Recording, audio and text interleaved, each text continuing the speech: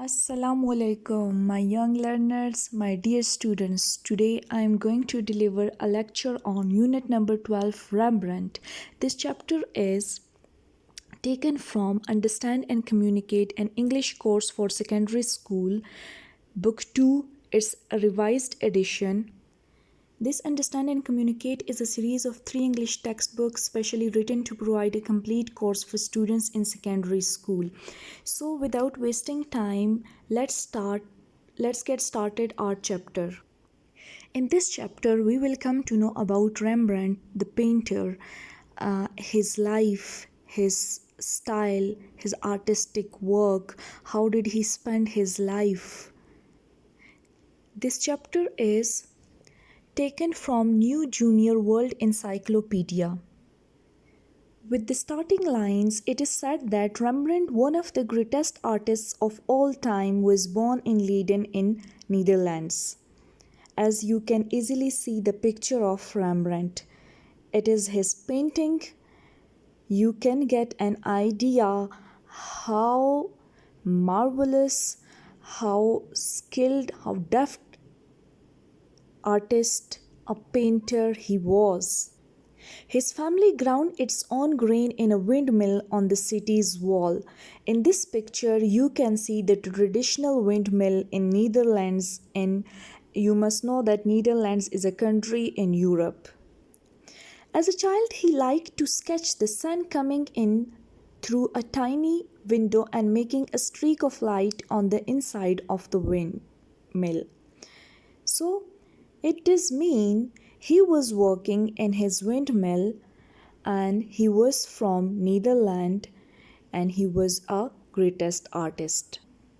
He carried his interest in light and shadow through life. His paintings often show one hand of a person in the light and one in the dark, as you can easily see it in the picture to get a clear idea. So, in the first paragraph, we came to know that he was a greatest artist. He was born in 1606 and died in 1669. He was born in Leiden, Netherlands. Netherlands is one of the countries of Europe. He was working in his own windmill and he was interested in light and shadow. Many artists travel to far away lands. Rembrandt always stayed within 50 miles, like 80 kilometers of his home, although he lived to be 63.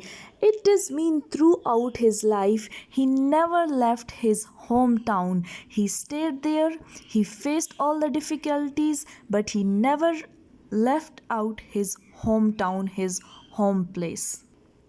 Much of his life was spent in Amsterdam, then the richest town in Europe. In some of Rembrandt's paintings, we see the rich cloths and jewels you can see in these pictures, worn by people of that time in Amsterdam. It does mean whatever he saw, whatever he observed in his area, in his time, he painted them as they were. During the first 10 years of his career, he was a famous and fashionable painter. Then something happened which ruined him. He became so poor that he had to sell all his furniture and even his rich velvet cloths. To make matters worse, his wealthy wife died and her parents took the money she had left to him. It does mean they did very bad thing to him, as if his wife left money to him, so it was his property now. Her parents didn't have any right to let away all the money, all the stuff from him. So in these two paragraphs, we came to know that he stayed there throughout his life in Amsterdam. For the first 10 years, he remained very fashionable, famous painter. But due to uncertain circumstances, he became so poor that he was compelled to sell furniture, his rich velvet clothes. His wife died. Her parents taken all the money away from him she had left for him. This was what happened to ruin the sale of his paintings. The Amsterdam Civic Guard had paid him to paint a picture of them. Since he liked light and shadow, he painted the men as they were leaving the armory at noon to go on duty. It does mean the Amsterdam civic guard had paid him to paint a picture for them, but what he did, as he was interested in light and shadow, so he painted those men. Few were in light and few were in shadow, so he painted them as they were stood there. The men still inside were in such deep shadow that their faces couldn't even be recognized. What would be their condition after getting such an image? You can imagine.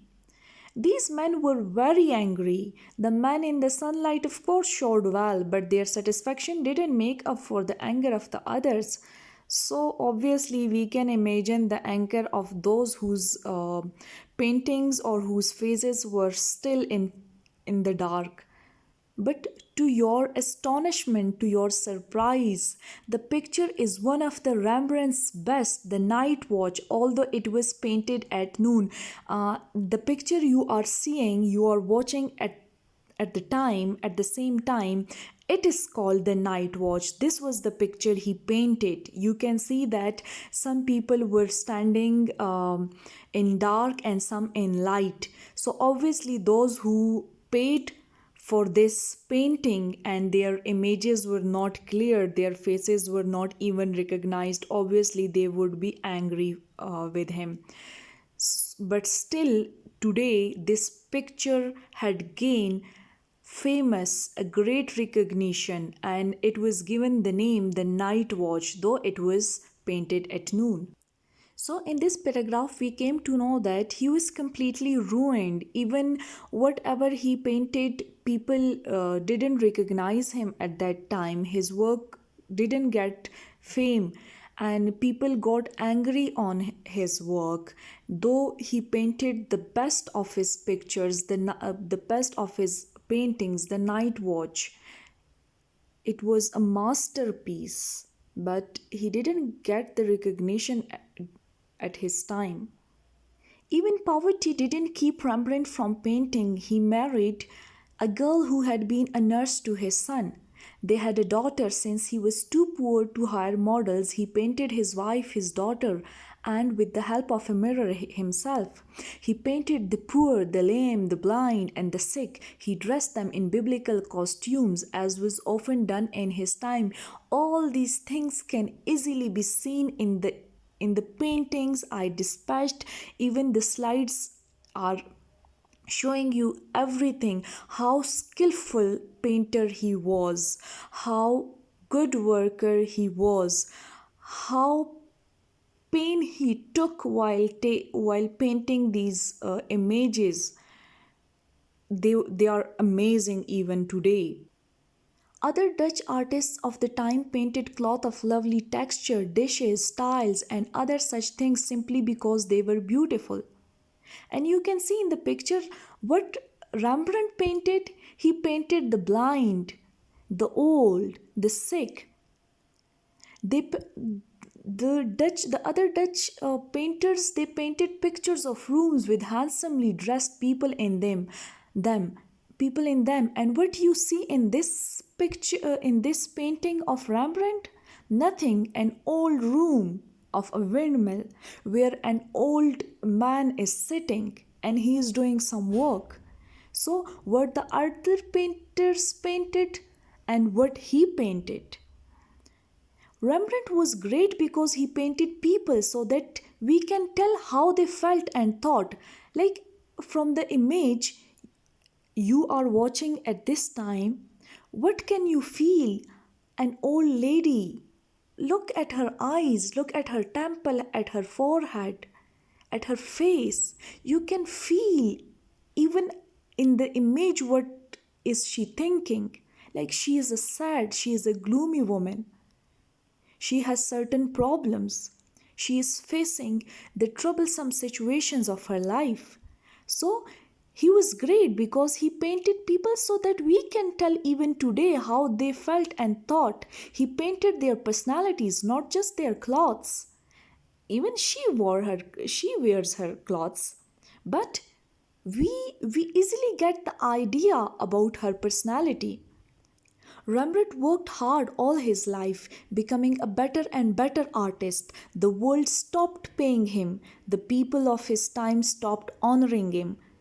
It was bad luck to him that people of his time didn't recognize him, they didn't pay him, they didn't even honor him. It was a very hard luck to him. But he was far greater than they. He was a great artist working on art problems ahead of his time.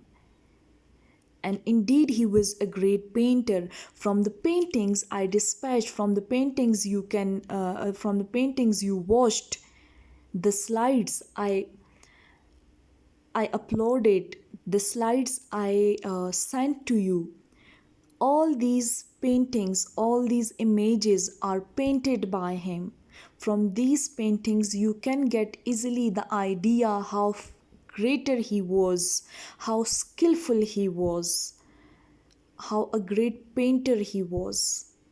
So, from the last two paragraphs, we came to know that he married a nurse. He had a daughter from her. He painted his wife, his daughter, even himself in mirror. He painted poor, lame, blind, and sick, and he made them to wear biblical costumes as it was the tradition of his time. And while other Dutch artists painted what? They painted dishes, tiles, lovely clothes, decorated rooms, well dressed up people. It does mean they were materialistic. They give importance to material things. They didn't give importance to the feelings, the thoughts, the people, their personalities.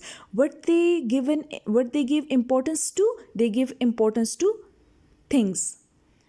But Rembrandt was far greater. He painted people, he painted their personalities. He was a hardworking, a great artist in comparison with the rest of his time artists and painters. It was all about the Rembrandt, the great artist, the great painter. I hope that you got an idea, a clear idea from the paintings of Rembrandt's, how bad luck he brought with him throughout his life. But today he is recognized the greatest of painters. It was all about your today's lecture. I hope that you watched the whole video, you got a clear idea with the same passion, with the same zeal. Inshallah, I'll come back with another lecture. I hope you like it. Please, before leaving, you must subscribe this channel. Please press the bell icon so my later videos reach you in time. Thank you so much. Allah Hafiz. Stay safe, stay blessed. Tata, bye bye.